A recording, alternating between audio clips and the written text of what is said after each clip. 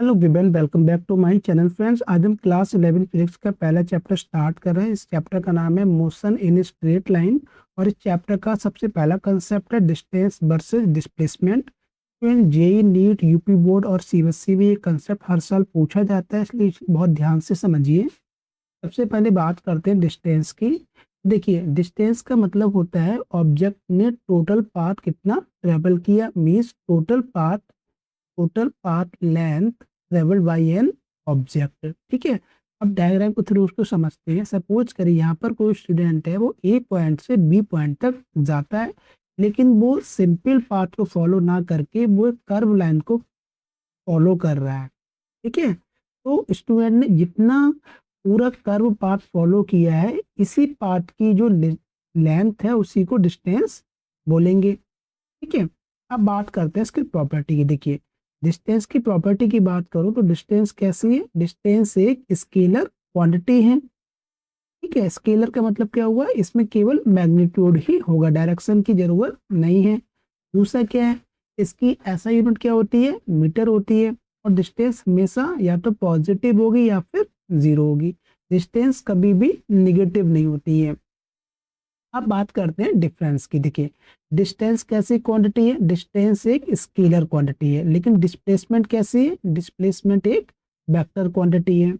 Distance पूरे रास्ते को मेजर करती है ना, और जो डिस्प्लेसमेंट होती है ये केवल स्टार्टिंग पॉइंट और एंडिंग पॉइंट के बीच की सबसे छोटी दूरी को मेजर करती है। मतलब जो डिस्टेंस होती है वो टोटल पाथ होती है, और डिस्प्लेसमेंट क्या होता है? Shorted straight path. अब देखिए, डिस्टेंस में डायरेक्शन नहीं होती है, नो डायरेक्शन, पर डिस्प्लेसमेंट में डायरेक्शन जरूरी होती है ना, डायरेक्शन इसमें मैटर करती है। डिस्टेंस ऑलवेज पॉजिटिव होती है, पर डिस्प्लेसमेंट कैसे होता है? पॉजिटिव भी होती है, नेगेटिव भी होती है और जीरो भी हो सकती है। अब देखिए, अब बात करते हैं इसमें और आगे क्या क्या हो सकता है। अब देखिए, डिस्प्लेसमेंट के बारे में अगर मैं बात करूं तो डिस्प्लेसमेंट का क्या मतलब है? डिस्प्लेसमेंट का मतलब होता है कि इनिशियल पोजीशन से फाइनल पोजीशन तक की शॉर्टेड स्ट्रेट लाइन डिस्टेंस, है ना। मतलब shortest straight line distance from initial position to final position. आपने कितना शॉर्ट पाथ फॉलो किया है इनिशियल से लेके फाइनल पोजीशन तक, तो वो हो गया डिस्प्लेसमेंट। अब देखिए, डायग्राम के थ्रू मैं आपको समझाता हूँ। यहाँ पे कोई स्टूडेंट ए है, ठीक है, और ये स्टूडेंट सीधे ए से लेके बी तक गया, और डिस्टेंस कितनी है? डिस्टेंस है 10 मीटर। क्योंकि ये सीधे गया है तो डिस्टेंस कितनी होगी? 10 मीटर, जो उसने टोटल पाथ फॉलो किया है। और डिस्प्लेसमेंट भी क्या है? डिस्प्लेसमेंट भी 10 मीटर है फ्रॉम ए से लेके बी तक, क्योंकि इसने शॉर्टेड पाथ ही फॉलो किया। एक ही पाथ है ना, तो इसको आप शॉर्टेड पाथ भी बोल सकते हो और टोटल पाथ भी इसको बोल सकते हैं। तो ये हो गया 10 मीटर डिस्टेंस हो गई, और 10 मीटर ही क्या हो गया? डिस्प्लेसमेंट हो गया। अब बात करते हैं, देखिए, ठीक है। अब देखिए, इसमें क्या हुआ कि ऑब्जेक्ट सीधे रास्ते से चलता है तब डिस्टेंस और डिस्प्लेसमेंट दोनों बराबर होते हैं। अब एग्जाम्पल नंबर 2 पर आ जाइए। यहाँ पे देखिए, स्टूडेंट कर्व पाथ से गया। ये देखिए, यहाँ से ये कर्व पाथ से गया तो उसने टोटल डिस्टेंस कवर करी 20 मीटर, लेकिन ए से लेके बी तक की दूरी कितनी है? 10 मीटर है। तो 10 मीटर क्या हो गया? ये शॉर्टेड पाथ हो गया। तो ये क्या हो गया? ये हो गया बेसिकली डिस्प्लेसमेंट। पर वो गया कैसे? वो कर्व पाथ से होके गया, जिसकी टोटल लेंथ कितनी थी? 20 मीटर। तो डिस्टेंस कितनी होगी? डिस्टेंस होगी 20 मीटर, और डिस्प्लेसमेंट कितना है? ये 10 मीटर, क्योंकि ये शॉर्टेड पाथ है। अब आइए एग्जाम्पल नंबर 3 पे। देखिए, स्टूडेंट क्या कर रहा है? स्टूडेंट ने पूरा एक चक्कर लगाया, ठीक है, यहाँ से चला और वापस यहाँ पर ही आ गया। तो उसने पूरा सर्कल ट्रेवल किया, इसलिए उसकी डिस्टेंस क्या होगी?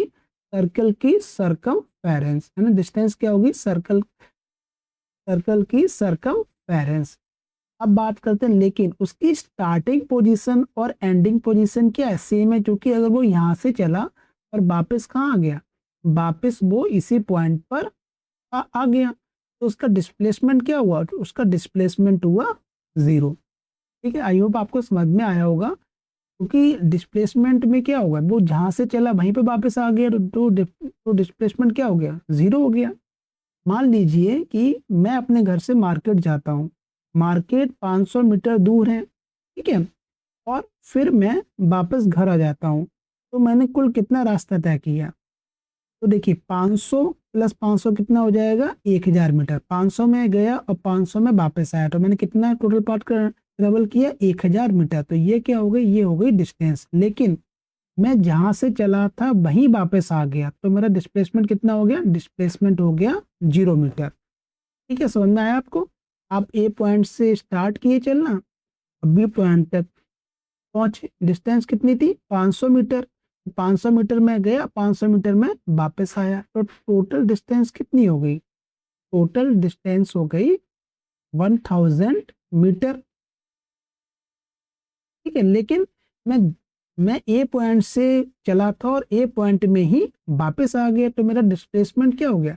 डिस्प्लेसमेंट मेरा हो गया 0। यही डिफरेंस है डिस्टेंस और डिस्प्लेसमेंट में। अब एक बार रिवाइज कर लेते हैं। डिस्टेंस का मतलब क्या बताया मैंने? Total path. और डिस्प्लेसमेंट का शॉर्टेड स्ट्रेट डिस्टेंस, कि आपने कितना शॉर्ट पाथ फॉलो किया। डिस्टेंस कैसी है? Scalar quantity. और डिस्प्लेसमेंट कैसी है? Vector quantity. डिस्टेंस पॉजिटिव हो सकती है, डिस्प्लेसमेंट पॉजिटिव, नेगेटिव या जीरो हो सकती है। ठीक है, अगर आपको आज का कंसेप्ट समझ में आया हो तो वीडियो को लाइक जरूर करिए, चैनल को सब्सक्राइब कीजिए, क्योंकि अगले लेक्चर में हम पढ़ेंगे स्पीड वर्सेस वेलोसिटी, जो जेई नीट और बोर्ड एग्जाम के लिए बहुत इंपॉर्टेंट टॉपिक है। Thank you.